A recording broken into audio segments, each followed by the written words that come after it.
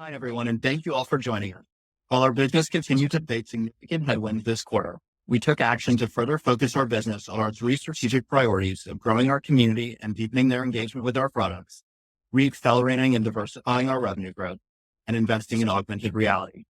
We believe that we can be successful in this new operating environment, but we must rigorously prioritize our investment.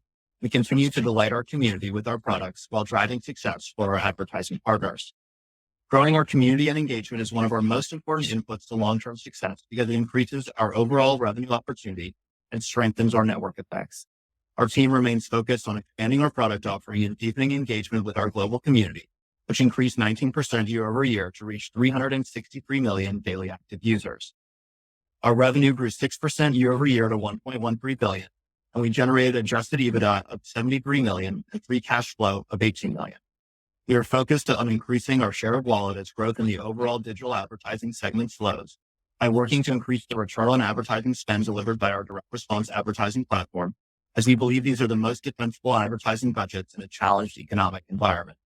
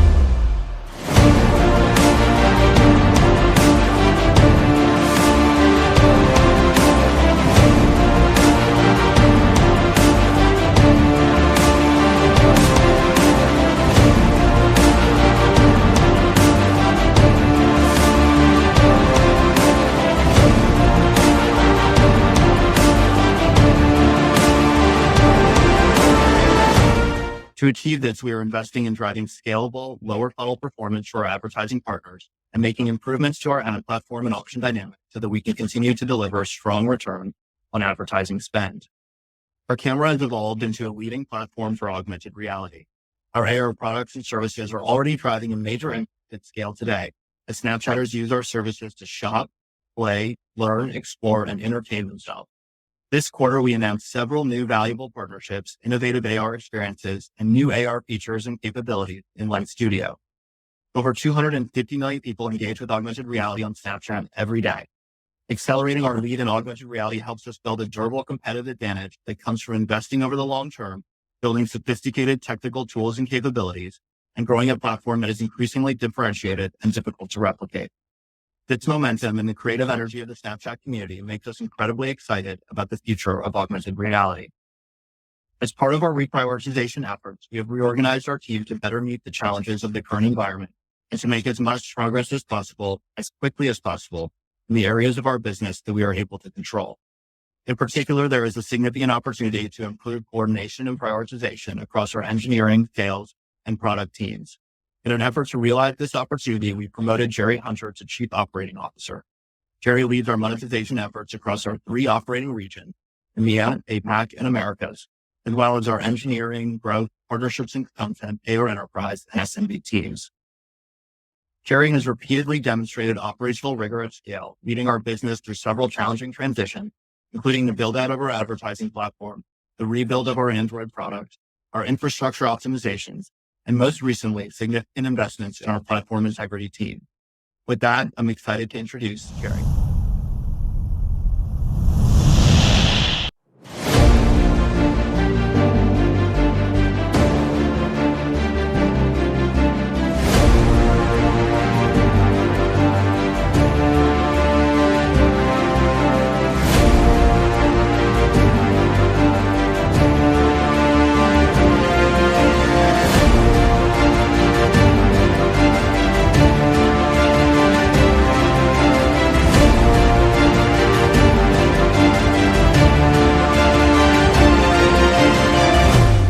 Thanks, Evan. And thank you everybody for joining our call. I see significant opportunities for our business in the years ahead. As a business, our primary focus is on driving lower funnel performance and improving yield of our inventory for advertising partners. We're working to improve optimization against lower funnel objectives to drive more conversions and innovating on our advertising formats in order to make them more native and engaging. Improving our product and technical performance of our advertising platform requires tight collaboration and teamwork across sales, product, and engineering. Our renewed focus will be on creating alignment across our teams to ensure that feedback from clients helps inform our product roadmap and that each of our teams is more directly accountable for advertiser success. After years of rapid growth in the size of our team, we're focused on driving productivity in our sales organization and improving our go-to-market with more clarity about the role that Snapchat plays in the lives of our community and how we can help businesses grow. We will listen to our clients, clearly understand their challenges and opportunities, and demonstrate how Snapchat can play a meaningful role in driving their success. We're also working hard to deliver new revenue-generating opportunities, including Spotlight, augmented reality advertising, and our Snapchat Plus subscription service. We're expanding our advertising tests within Spotlight in Q4, especially as we see many opportunities to introduce advertising formats that align well with this new content viewing experience. With hundreds of millions of people using AR every day, we have a huge opportunity to help businesses reach their customers with immersive and engaging augmented reality experiences. Snapchat Plus represents an exciting opportunity to diversify our revenue streams outside of advertising, and we have a direct ability to increase subscribers with new product features and by driving awareness of our subscription offering. I couldn't be more excited to be here at Snap, and I look forward to sharing more about our plans for 2022 and beyond. Thank you. And with that, we can begin our Q&A. Thank you. We will now begin the question and answer session. To ask a question, you may press star, then 1 on your touchtone phone. If you are using a speakerphone, please take up your handset before pressing the key. To withdraw your question, please press star, then 2. In the interest of time, we ask that you please limit yourself to 1 question. After your initial question is asked, your line will be muted. At this time, we will pause momentarily to assemble our roster.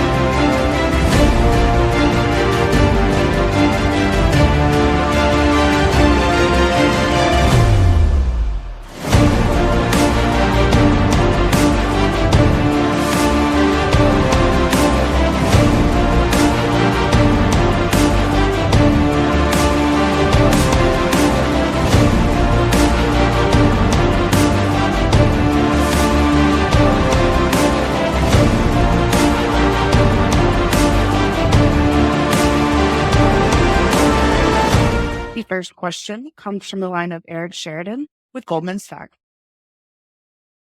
Thanks so much for taking the question. Maybe I'll do a two-parter if I can. I think first, Evan, what people still want to hear is sort of looking back over the last 4 or 5 quarters as Apple made the policy changes they did, and the industry's been in this sort of transformative mode over the last 12 plus months. What have been some of the key learnings of where you found the infrastructure and the ad product maybe less well positioned in terms of what's happened from an industry shift standpoint? And turning to the forward timetable, you've obviously laid out an investment plan to sort of reposition the ad product for the long term. Can we get a better sense of like where you are in the process of repositioning the ad platform for the medium to long term? And how should we be thinking about what the pathway is in terms of headwinds versus tailwinds from a monetization standpoint? Thanks. Thanks, Eric. Yeah. So, at a high level, we're focused on building our business for the long term. And that means that we really put our community at the center of everything that we do. And we innovate to offer products that add value to people's lives by empowering them to express themselves, live in the moment, learn about the world, and have fun together. And that long-term perspective is really what informs our strategy as we think about navigating this difficult macro environment that has impacted our advertising business over the past few quarters. Yes, we made the decision to reprioritize and focus our investments on our 3 strategic priorities: growing our community and their engagement, reaccelerating and diversifying our revenue, and investing in augmented reality. And these changes should allow us to drive continued growth in our community while delivering free cash flow, even with low levels of revenue growth. And that gives us a lot more flexibility to focus on the long term in an environment where the cost of capital has increased quite dramatically. There's a lot of opportunity to generate incremental revenue across our platform, whether that's, our AR platform, Spotlight, or the Map. We've also been growing our Snapchat Plus subscription service, which is another way that we deliver value to our community and allows us to monetize the high levels of engagement that we have across our service. Operationally, our advertising business has become a lot more technically complex over the past few years as advertisers are working to better measure and optimize their campaign.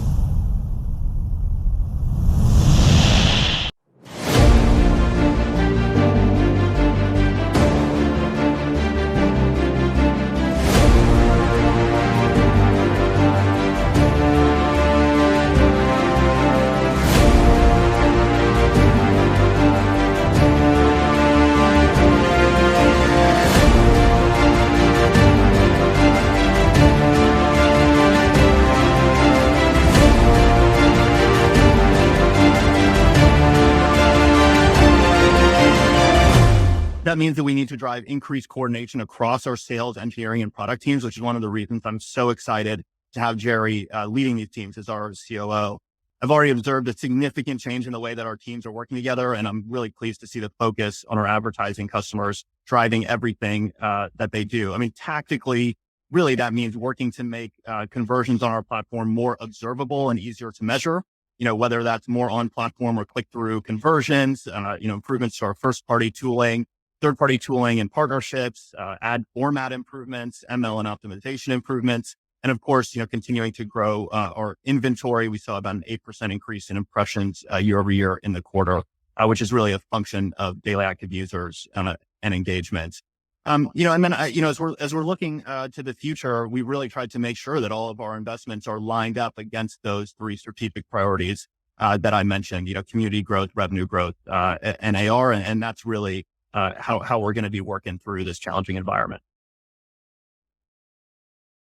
The next question comes from the line of Brian Nowak, Morgan Stanley. Great. Thanks for taking my question. I have two, maybe, Jerry, let me ask you a couple. So just, can you give us some examples of one or two of the most important steps that you see yourself focusing on to really improve the performance-driven business and how quickly that business can ramp within the overall mix, just blocking and tackling? Then the second one, with UX time spent down 5%, and really the core Snap story seemed to be what are in decline. How do you think about sort of differentiating the pitch to advertisers and even users as your engagement is increasingly driven by short form video and long form video? Thanks for the question, Brian. I'm excited about the opportunities we have for our business. Advertising has become more technical as signals and measurement continue to evolve. I actually have three things I want to tell you about. First is building up the connective tissue between sales, engineering, and product. That includes feedback mechanisms into product from sales and customers, and better go-to-market planning that ensures customer success on our platform. Two is continuing to strengthen our DR business, which we know is more defensible both in good and challenging times.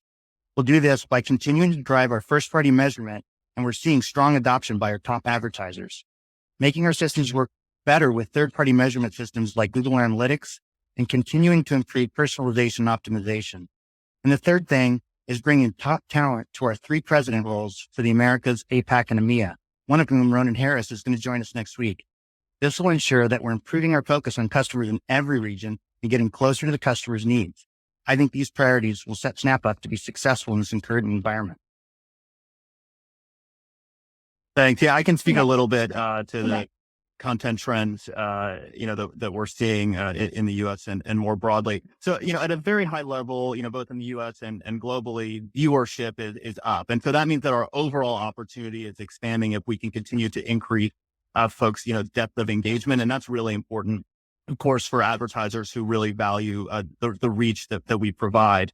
Looking more specifically at stories, what we're finding is that while people continue to engage at really high levels with, stories from their close friends or private stories, especially from people that are really important to them, that depth of story engagement, you get to your 200th friend or something like that. At some point, content on Spotlight or Discover is maybe more engaging or more interesting. And so what we're trying to do is help people transition from that friend story content that really drives that healthy top of funnel and viewership to content in Spotlight and Discover. And both of those are growing nicely. Spotlight, of course, is growing very rapidly year over year. And we're excited about that.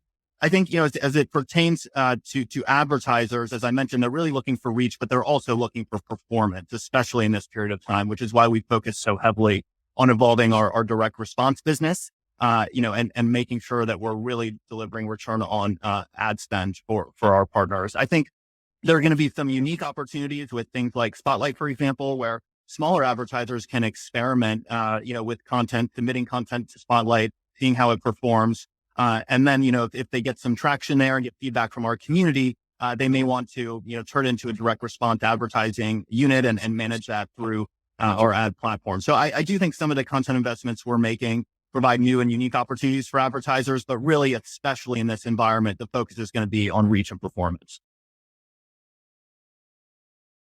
The next question is from the line of Rich Greenfield with Lightshed Partners. Hi, thanks for taking the question. I want this one specifically for Evan.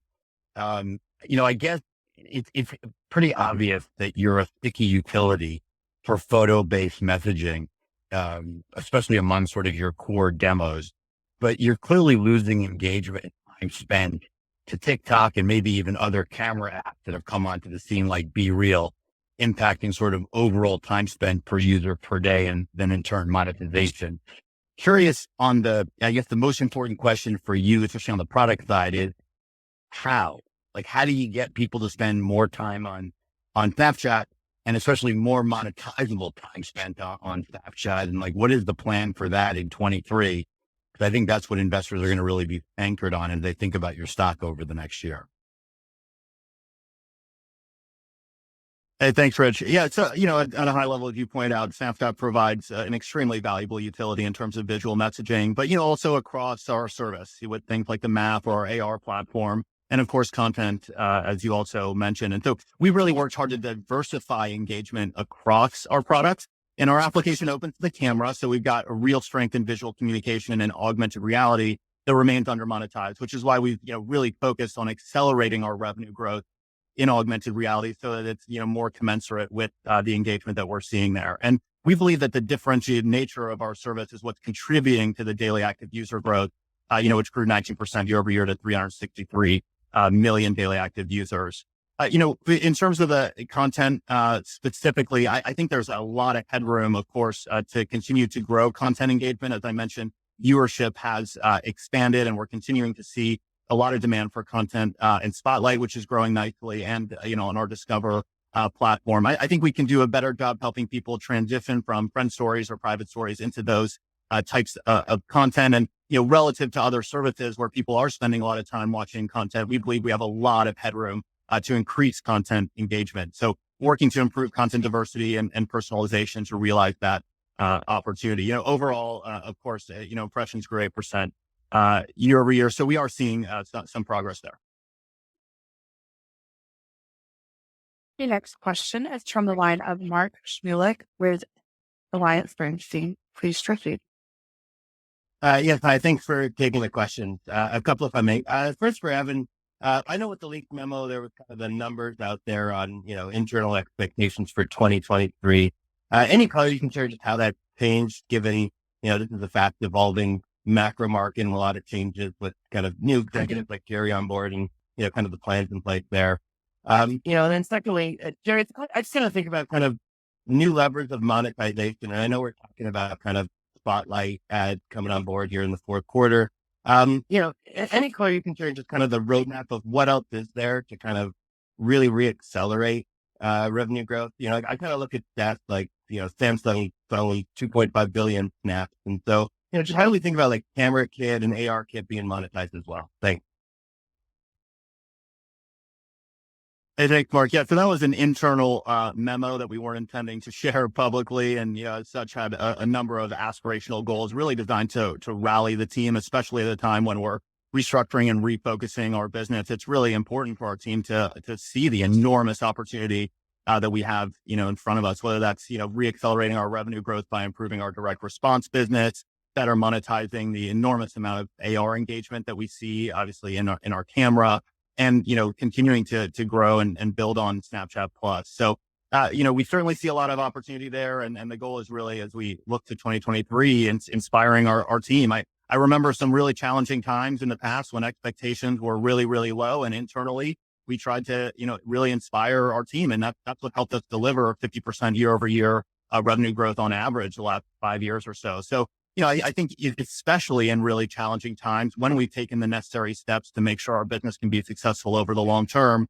inspiring the team is critically important. But those goals are internal and aspirational. I'll take the second part of that question. In addition to the work on AR and accelerating the VR business that Evan touched on, I just want to give you a sense of how we're refocusing and realigning sales, engineering, and product teams around the customer. So let me give you an example of a program we started a couple months back called the Reference Customer Program. The idea is to find customers that we want to ensure getting the most from our platform. We brought several SWAT teams together, a SWAT team that included folks from the account team, the engineering team, and product teams to review every aspect of how the advertiser was using the platform. And we found that through this, we were able to help improve their implementation, better utilize features that are already in the platform, and in a couple cases, did a little bit of feature integration work. In all those cases, the customers had higher ROI than they expected, and they were happy with their results. Now we're in the process of rolling these successes out to other customers who might have similar opportunities. And I think that that's just a product of bringing the teams together. So I think there's a lot of opportunity for us to just bring teams together and take advantage of what we've already got out there and have it implemented in a better way. The next question comes from Ross Sandler with Barclays. Hey guys, just wanted to throw the macro question out. So it sounds like it's mostly brand advertising that was weak in 3Q, and it seems like that's the area that forecasted to really drop off as we kind of go forward here in 4Q. So could you maybe elaborate a little bit on what you're seeing, we can obviously see what's going on with the macro broadly, but specifically to like the rest of this quarter, what commitments you're looking at that would cause those growth rates to kind of dip into the negative. And then, related to one of the prior questions, you're growing your DAUs almost 20% and impressions 8%. So, it seems like we've got a demand problem here, not a supply problem. Can you talk to that a little bit? Thank you. Hey there, it's Eric speaking. Thanks for the question. In Q3, the deceleration of revenue growth was really observed across both our direct response and the brand advertising business, with the direct response advertising, growing modestly faster than the overall business, while the brand-oriented advertising business declined slightly year in the quarter. And then in Q4, as we look forward, we expect the brand business to play a bigger role in the decel that we anticipate to occur as we move through the quarter. And that being due to the fact that, number one, the growth rates were very high in the prior year, but also it's a bigger portion of the business in Q4. I think stepping back, we've seen revenue growth move around over the last several months, but within a relatively tight range. So, we grew about 13% in Q2, but we saw that decelerate as we moved through the quarter. And this led us to sharing, we reported last quarter that the growth was approximately flat in the early portion of that quarter. By the end of August, when we shared data about the restructuring, the quarter date revenue had improved to about 8. And so that implied things accelerated a bit. With the full quarter number at 6 this quarter, obviously things slowed down into about the low single digits in September. So, and then we've seen things move up a bit in the beginning of this quarter, with the early weeks being at about 9%. And so if you sort of take that together, what we're seeing is the growth rate has moved around month to month and accelerated or decelerated a couple of times. Well, we've largely been range bound here between flat and the low teen as we continue to navigate this really difficult operating environment. And I think the thing I'd share here that's really important is something we've talked about several times in recent quarters, which is that it's incredibly fast and easy for advertisers to turn digital performance advertising on and off, if they seek to calibrate their investments and their own growth in their business. And that's part of what we're seeing here with the start-stop on the growth rates and the accel and the decel that we've experienced. So as we're navigating this, it's incredibly important that we stay focused on the inputs that we control. And you've heard a lot about that from Evan and Jerry earlier around the investments that we're making to grow the community, the investments to improve the DR business, and of course, things like Snapchat Plus, which are helping to diversify the top line growth and, of course, the future of AR. And then to your other question, in terms of, supply versus demand, we continue to believe we have a significant room to grow our advertising business. And so I do believe that, as you've seen the macro challenges compound on some of the platform changes we saw last year, certainly where we've been demand challenged, and we continue to see a lot of opportunity to grow our business with with impressions, as you see in the most recent quarter with those impressions growing, but also through ePPMs as we can continue to get better at our direct response business, including optimization, personalization, and ranking, which Jerry talked about a lot earlier. So I agree with you on that point. And hopefully all of that provides a little bit of context for your question. The next question is from the line of Lloyd Walmsley with UBS. Thanks. First one is just, you talked about expanding Spotlight tests this quarter. You just talked about being kind of just demand constrained. So curious how you guys think it plays out if we think about adding inventory from Spotlight, reducing eCPM. How responsive is the ad community to moving budget over as that ad load ramps and CPMs come down? How easy is it for advertisers to shift that creative and see ROI in the Spotlight format? And then second one, if I can, you talked about taking $450 million out of the cost base. I think it was kind of an exit 2Q annualized number.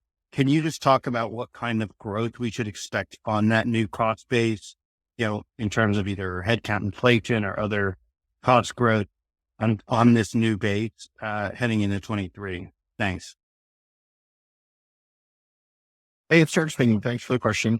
So in terms of the first one around monetizing Spotlight, as we look into Q4, we will expand our advertising tests within Spotlight. But in addition, businesses already have several mechanisms to test and learn directly within Spotlight. So businesses are able to submit content to Spotlight, see how it performs within our community, receive direct feedback from our user base, and then use those learnings to inform their campaign. We believe that this is a good example of how Spotlight offers an exciting new way for brands to experiment with their video creative and learn how to make content that inspires the community. We're also working on new tools that'll enable businesses to easily promote their most engaging Spotlight content, drive conversations, and then measure their success with ad managers. So at a high level, we're really excited about the potential for Spotlight. But we also have a lot of room, as I just mentioned, to grow our advertising business, regardless of how and when we ramp Spotlight ad load. So we're ramping our testing judiciously there to make sure that we maximize the long-term value.